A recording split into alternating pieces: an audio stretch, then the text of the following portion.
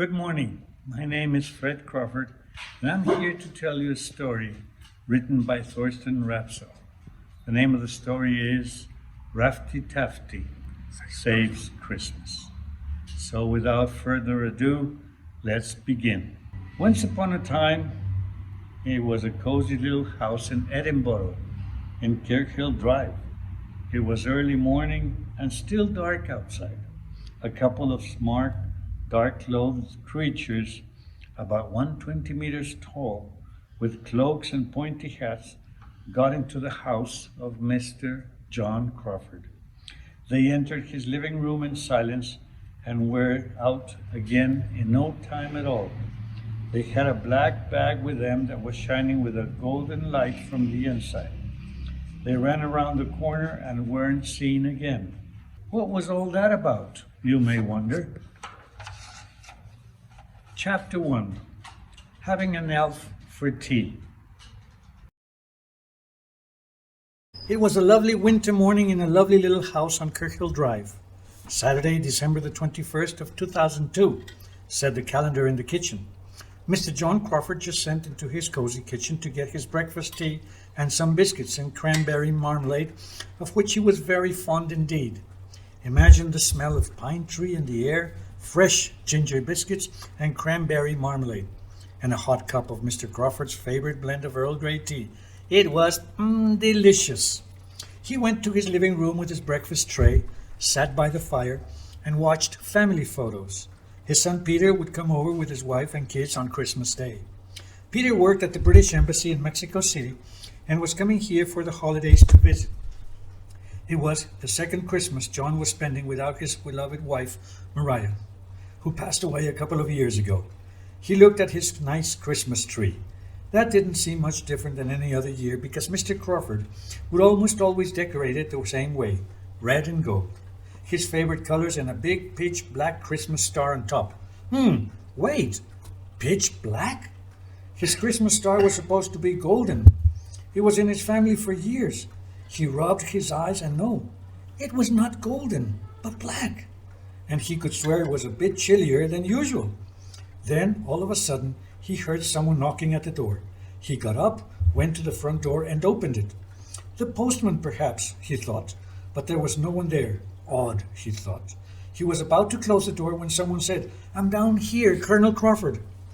John looked down and he saw an elf, dressed in a green jacket and red trousers, about 1 meter, 20 meters short. "Mr. Rafti Tafti, Special Christmas Forces at your service, Colonel Crawford." "Well, well," said John, and smiled directly from the North Pole, I suppose. "A couple of degrees north of the North Pole, to be precise," responded Mr. Rafti Tafti. "Oh, yes. Would you like some tea?" asked John. He hadn't seen any elves in 60 years, and the only ones in this marvelous night when he traveled with the Polar Express to Christmasland. And then he saw in his garden a couple of wonderful reindeers standing in the first winter snow.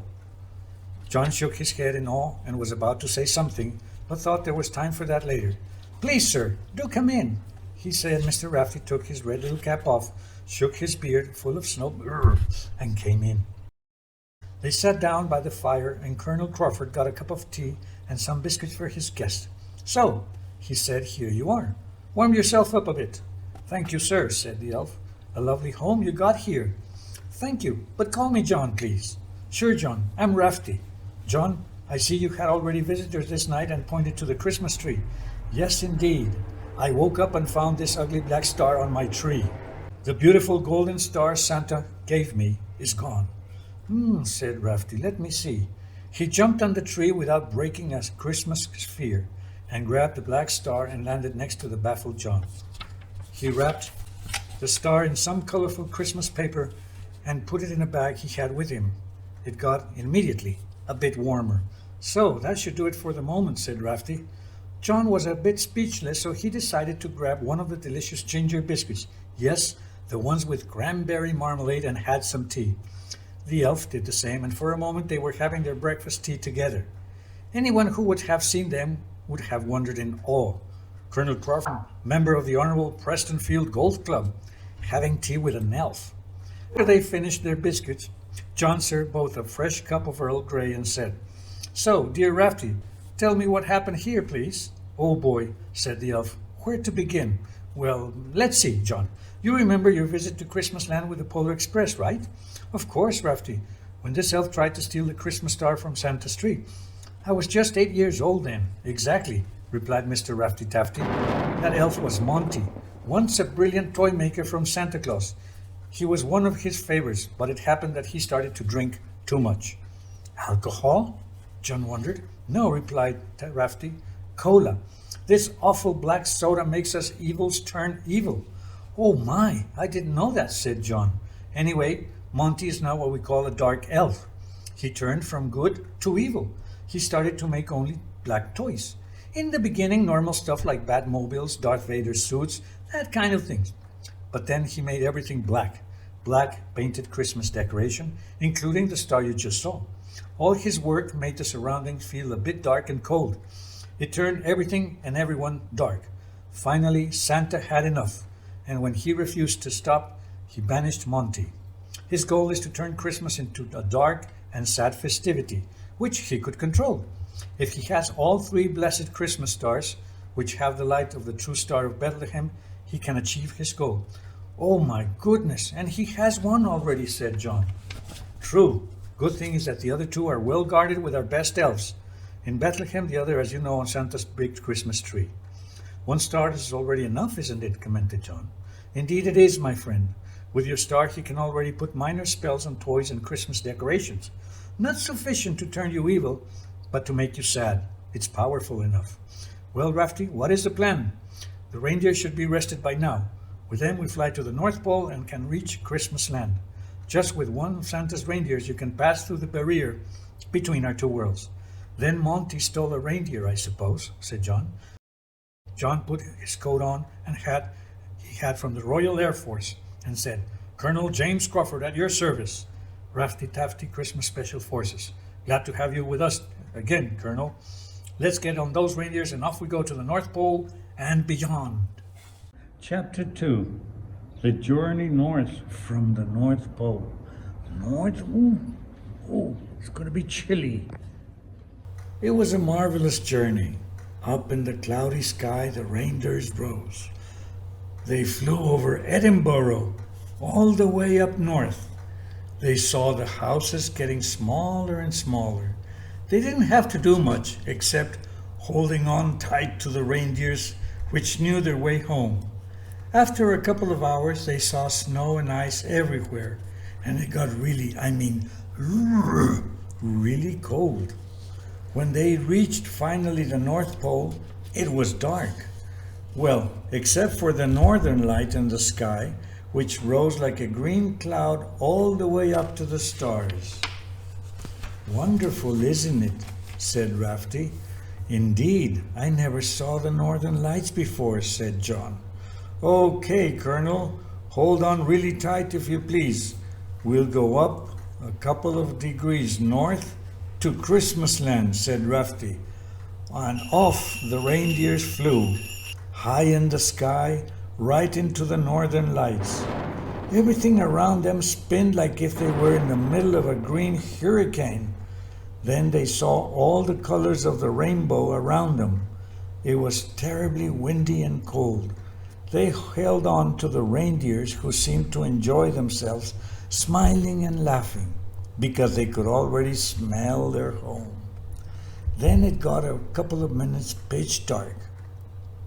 You really couldn't see your own hands in front of you. And then the reindeers descended little by little, stars shining everywhere, a wonderful forest below them, all covered in white snow. All those perfect pine trees, it was quite beautiful to behold. Then, all of a sudden, they saw railroad tracks appear on the horizon. "There," said Rafti, "the tracks of the Polar Express. It's not far now." They followed the tracks, and the first little huts started to appear. John felt like he was the eight-year little old boy again, like the night when he first came here 60 years ago. He felt so light and small, and suddenly he realized when he looked at himself that he couldn't believe it. He looked at himself again and again and realized that he was that little boy of 8 years old again. He was speechless. Up, said Rafti, forgot completely to mention that. No adults in Christmasland. Grown-ups who come here become children again. And John laughed out loud. He was so happy to be here as a little boy, and Rafti joined in laughing. Oh, they said they saw a town appearing on the horizon. The reindeers flew now super fast. They wanted to get home to their family and friends. They reached the town and saw a big square with a train station where the Polar Express was standing still. Just a couple of elves were there cleaning it up a bit. In the middle of town, they saw a square and a huge and wonderful Christmas tree with a golden star on top, shining bright. Everything smelled like ginger and all kinds of delicacies. They finally were in Christmasland, and a couple of elves waited for them on the grounds to greet them. Chapter number 3, Arriving in Christmasland. Imagine, Christmasland, where all the toys are made. Wow, what a fun time to be there. They got off their reindeers. Then 2 elves appeared and saluted them and took the reindeers away so they could rest. Then a really old elf appeared in front of them. Alabaster Snowball, one of the Santa's most trusted elves, responsible for Santa's naughty children's list and recently promoted to head of security of Christmasland. Rafti Tafti, my lad, you made it, Alabaster said. Sir, may I present Colonel John Crawford, responded Rafti. John stood there in awe, looking at the elves. He wore the same clothes he left home, but they fit now perfectly. His 8-year-old version of himself. John, of course, I remember. You saved the day when Monti tried to steal the Christmas star. It is quite late, Rafti. Why don't you rest a bit and show our guest around a little after breakfast tomorrow? Gladly, sir. I shall see you at the meeting with the boss tomorrow, I suppose, said Rafti. Of course. Remember, at 11 o'clock sharp, said Alabaster, and was on his way. We go on to chapter number 4, Meeting the Boss. The big boss, Santa Claus himself. Wow, what a wonderful thing. The next morning, they rose early and had a wonderful breakfast. The best hot chocolate and cinnamon rolls you can imagine. What can I tell you? Christmas Town was even more marvelous in daylight. All snow-covered, cozy streets with all kinds of shops. Tailors, bakers, candy shops, grocers, etc., etc. And of course, countless toy makers. It started to get busy quite early. Elves going to their business or to the huge Santa Claus workshop where most of the Christmas toys were made. Wonderful, Rafti. I never saw the town in daylight. So beautiful. Indeed, John, by the way, we have to go. It is almost time to meet the boss. There is the sled stop. Well, it looked like a normal bus stop with a green round sign with a red sled on it. They just waited a couple of minutes and a huge reindeer-drawn sled came, like a long bus, quite cozy and space for at least a dozen elves. Santa's workshop, it said on a sign in the front. Off they rode into the winter landscape of white hills and snow-covered pine tree forests, and it started to snow a little. The landscape was wonderful. Then they saw it, a big hill on the horizon, a huge, colorful, decorated Christmas tree in the middle, surrounded by a bunch of wooden cabins and a huge wooden house in the background. Santa's workshop, elves and reindeer everywhere, bringing material for the toys and delivering finished gifts to Santa's big sled in front of the workshop. The sled finally stopped, everyone got off, and the elves went to work. Alabaster Snowball greeted them, and together they went inside the big house. Rafti, John, great! Just in time. Let's go, the boss is waiting. Together they went into the big house. Everywhere were elves working on the last finishing touches for the Christmas toys. It was amazing. Elves of all sizes and colors, boys, girls, old and young, elves from literally all over the world seemed to work here. Wasn't that a Japanese elf? And there, that one that looked African, blonde, red, brown, and sometimes even black-haired elves. Everything smelled like ginger cookies and pine trees. They crossed the workshop, and after a considerable time, they reached some stairs that led them upstairs to the big, cozy office with a window to the workshop and another with a lovely outside view to the pine tree forest. There was a wooden desk in the back, and in the middle of the room, a spacious round table with a map in the middle. At the table stood the boss, Santa Claus himself.